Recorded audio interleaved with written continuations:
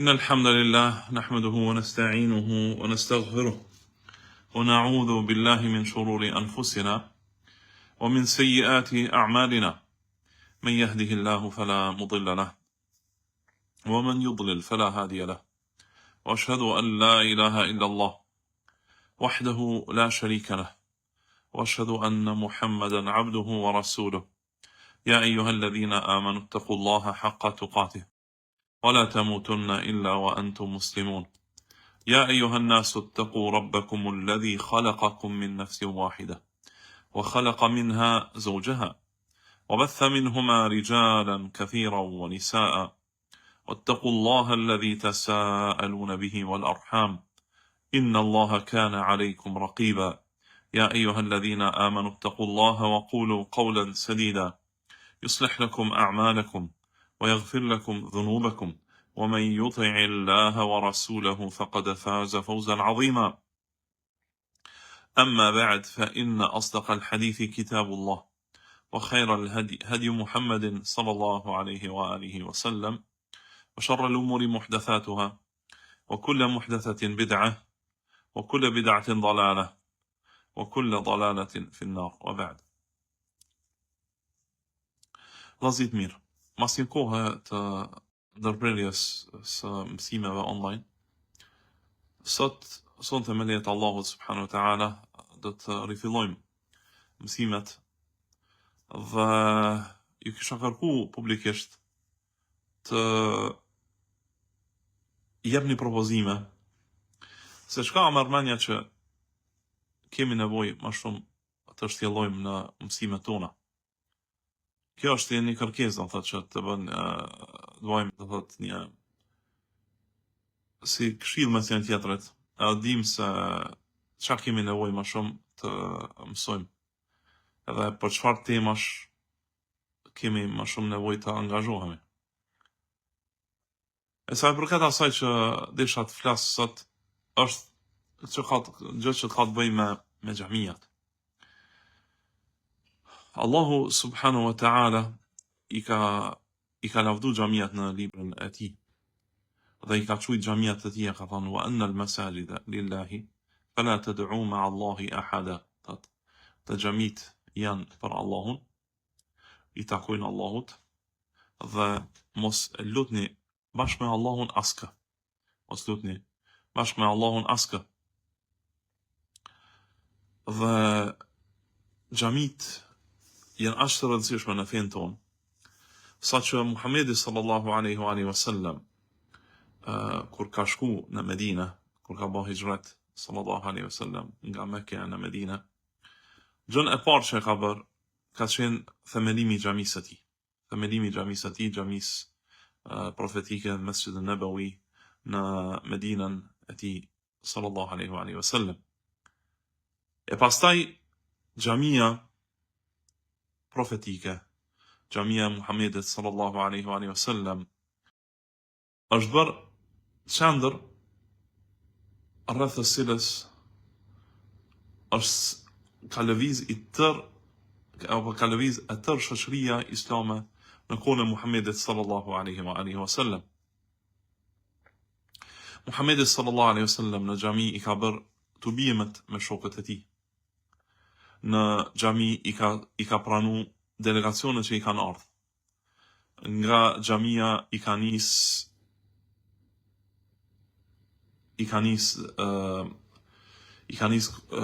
ushtrit për në luftë për hir të Allahut subhanahu wa taala. Dhe në xhami ka bërë etikaf sallallahu alaihi wa sallam. Në xhami ka pas plot prej shokëve të tij që kanë fjetë dhe kanë ngrënë ushqim.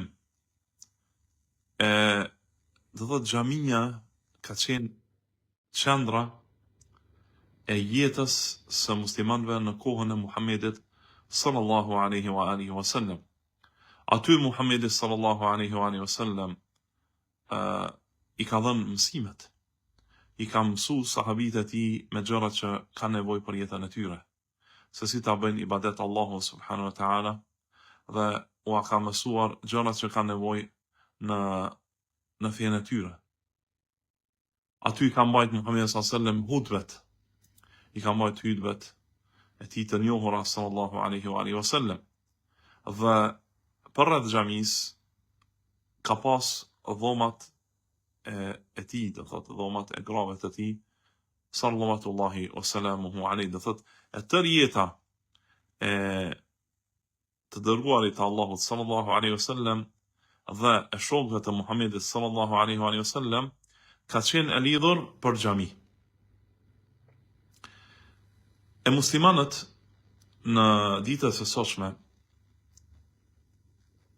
ka prej tyre që ja kanë mbajtur xhamis këtë pozitë, e ka prej tyre që xhamis ja kanë hek këtë pozitë që duhet ta ketë. Ka vende të muslimanëve në të cilat xhamia është siç ka qenë në kohën e Muhamedit sallallahu alaihi wasallam. Ka qenë xhamia thot qendër e jetës së tyre. Edhe mund të përmend shumë shembuj unë që kam parë të vëllezër shumë të mirë në vende të ndryshme, ku xhamia është qendra e jetës së tyre. Mund të përmendi xhamin e vëllezërve të mirë në Lazarat, ku në xhamin e tyre, thot, ata i mbajnë mësimet aty, i bën tubimet e tyre aty,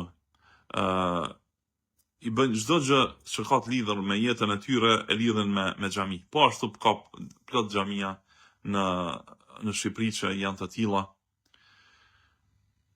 Në vendet e perëndimit që kam vizituar në Francë, në Itali, në Suedi, në Gjermani, shumica e xhamive janë po ashtu, thot. E kanë thot atë gjë që gjën kryesore ose jeta e atyre vëllezërve, atyre motrave që jetojnë në advent përreth asaj xhamie, është e lidhur me xhamin. Fëmijët e tyre shkojnë në xhami, luajnë në xhami, mësojnë në xhami. Po ashtu mësimet e tyre i bën xhami, tubimet që kanë nevojë i bëjnë të gjitha në xhami. E fatkeqësisht ka xhamia tjera të cilat hapen ndoshta vetëm për xhumo. Vetëm për xhumo dhe mbahet hutbja e xhumos, që mund të jetë përmbajtësore, mund të jetë jo përmbajtësore. Dhe me këtë mbaron puna e xhamis. Apo ka xhamia në vende tjera ku vetëm falet namazi. Vetëm falet namazi, mbahet hutbeja e në plot prej tyre nuk ka asnjë mësim të vetëm gjatë tërë javës. Gjatë tërë javës nuk bëhet asnjë mësim i vetëm në atë xhami. Hapet xhamia për vakt namazit, mbyllet mas namazit, mbaroi puna e xhamisë. E kjo padyshim se është cenim i asaj për të cilën është ngritur xhamia. Xhamia është qësësi për namaz, mirë po do është edhe për më shumë se për namaz. Se xhamia do të jetë vend ku këshillohen njerëzit, ku i tregohet feja e Allahut njerëzve, ku mësohen njerëzit, nga se ata të cilët vinë në xhami kanë nevojë edhe për edukim, kanë nevojë edhe për mësim, kanë nevojë për gjëra të cilat i mësojnë për jetën e tyre dhe për fenë e tyre. E kjo duhet të bëhet në xhami. Nëse nuk bëhet në xhami, ku do ta mësojnë ata fenë? Të marrim një shembull, thot, një njeri që jeton në Kosovë, jeton në Shqipëri, jeton në vendet e perëndimit. Ku mund ta mësojë fenë e tij? Nëse nuk e mëson në xhami. A mund ta mësojë ai fenë e tij nga televizioni? Jo. Nga se në televizionet publike dhe televizionet private nuk ka diçka që mësohet feja e Allahut subhanahu wa taala. Mund të ketë tek tuk ndonjë program që jep diçka nga mësimet, mirë po të bëhet bazë e mësimit fesë, jo. Prandaj nuk duhet t'i cenohet, nuk duhet t'i largohet e mangësohet muslimanit nevoja për mësimin e fesë, duke mos e aktivizuar xhamin. Duke mos e aktivizuar xhamin dhe aktivizuar xhamin për gjërat për të cilat është themeluar xhamia. E ajo është mësimi i fesë Allah subhanahu wa taala dhe bërja e xhamisë qendër e jetës së muslimanit. Qendër e jetës së muslimanit.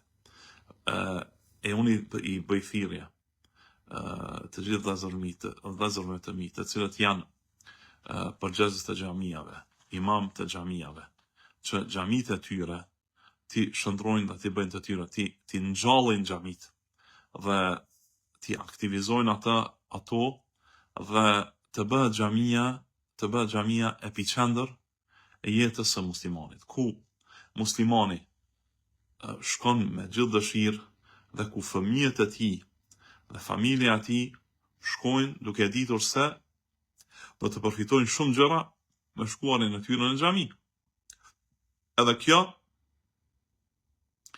e shton atë dashurinë për xhami dhe e bën muslimanin që zemra e tij të jetë e lidhur për xhami. Për këtë arsye, Muhamedi sallallahu alaihi wasallam kur ka përmendur, do thot 7 grupet e njerëzve të cilët do të jenë në hijen e Allahut subhanahu wa taala, hijen e arshit të Allahut subhanahu wa taala, a ditë kur nuk do të ketë hije tjetër përveç hijes së tij, ka thënë wa rajulun qalbuhu mu'allaqun bil masajid. Ka thënë edhe një njeri, zemra e tij e të cilit është e varur për xhami. E varur siç varet lampadari në xhami, siç varet llusteri në xhami. Ashtu ka xhamin thot, në zemra e tij është e vjertë në xhami, e varur, e vjertë në xhami. Dhe jeta e tij sillet për rreth xhamisë. E po të kishte qenë xhamia vetëm një gjë e thjesht ku vetëm bëhet rutinë falja e namazit, atëherë nuk mund ta përjetoj muslimani këtë gjë. Mirë po duhet, thot, imamët gjithsesi duhet të shtojnë përpjekjet e tyre për mësime dhe për aktivitete tjera, dhe që xhamia të jetë ajo zemra e muslimanit që është e varur për të, që është e varur për këtë.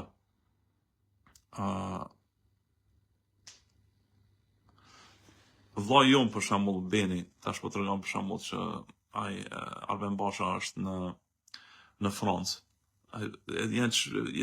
Vetëm veç kupton ato fjalën e tij, thotë Allahu të ruajt të shtodien, që se nga këshillat e juve edhe ne që po jetojmë jashtë Kosovës dhe këto xhami mos mi pas, s'di çka kishmi bë.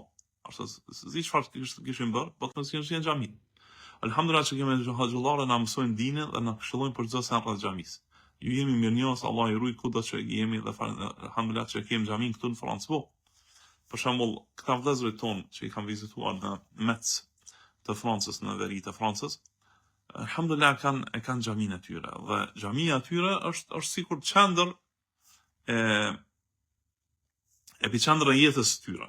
Ata aty tubohen, aty këshillohen, aty mësojnë, aty rrinë, aty i bën të gjitha aktivitetet e jetës së tyre të lidhura për xhamin, të lidhura për xhamin. Kjo është, do thot, një lloj këshille për të gjithë vëllezërit e mi, për ata të cilët edhe kjo nuk vlen vetëm për imamat e xhamive, po vlen edhe për xhamatlitë e xhamive, nga se nganjëherë imami i xhamis mund të jetë i nxitur për të bëj aktivitete dhe mësime në xhami, nga se mendon që njerëzit të cilët janë në xhami nuk janë të interesuar për mësime, nuk janë të interesuar për aktivitete në xhami. E xhamati i xhamis, vëllezërit të cilët janë në xhami, duhet të nxisin imamin dhe të japin vullnet që Ti mësoj njerëzit fenë e Allahut, ta mësoj njerëzit fenë e Allahut dhe të angazhohet së paku për shembull me mësimin e Kur'anit, ti mësoj fëmijëve të xhamisë, jo vetëm fëmijëve, po edhe njerëzve të rritur, leximin e librit të Allahut subhanahu wa taala. Sa vend ndoshta vinë në xhami, falen, e nuk din të lexojnë Kur'anin. Ta lexojnë Kur'anin ashtu siç i ka zbrit Muhamedi sallallahu alaihi wasallam. Nuk din të lexojnë shkronjat në gjuhën arabe dhe ta lexojnë Kur'anin ashtu siç i ka zbrit Muhamedi sallallahu alaihi wasallam, që të arrijnë shpërblimin e asaj që kush e lexon një shkronjë nga Kur'ani ka 10 sevape për çdo shkronjë që e lexon. Apo të arrijë shpërblimin tjetër që ka të bëjë me xhamin, ajo është që kush e lexon një ajet në xhami, një ajet të Kur'anit në xhami, ka shpërblim sa të bëj kurban një deve. A shpërblim këtë madh ka një ajet i vetëm nëse e lexon në xhami. E këtë duhet të angazhohet shumë i xhamati duhet të nxisin imamin që ti mësoj me ta lexojnë Kur'anin, ti mësoj ta kuptojnë librin e Allahut subhanahu wa taala. Kjo është gjëja më e pak që mund ta bëj një imam i xhamisë. Edhe mund të jetë një gjë që mund të mos ketë asnjë kundërshtim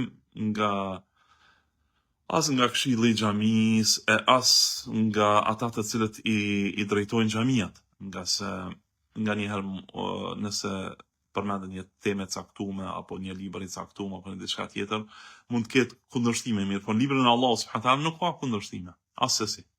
Prandaj gjëja gjëja më e lehtë, edhe më dobishme, edhe më pak kontroverze, më pak që do të ketë kundërshtime, do të ishte mësimi i librit të Allahut subhanahu wa taala në xhami.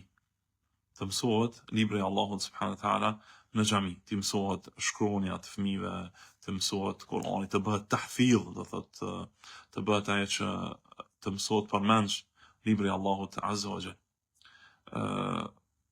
Kjo është ajo do thotë që dëshëm ta themi për sot. Prapë ju kërkoj nga ju që të më jepni ndonjë propozim se çfarë merr mendja, çka kemi nevojë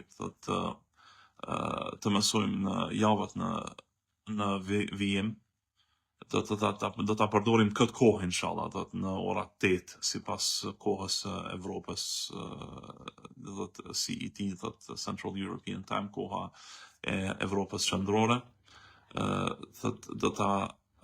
do të që është në Kosovë, në Shqipëri dhe në shumicën e Evropës, do ta përdorim këtë kohë në ora 8 të mbrëmjes.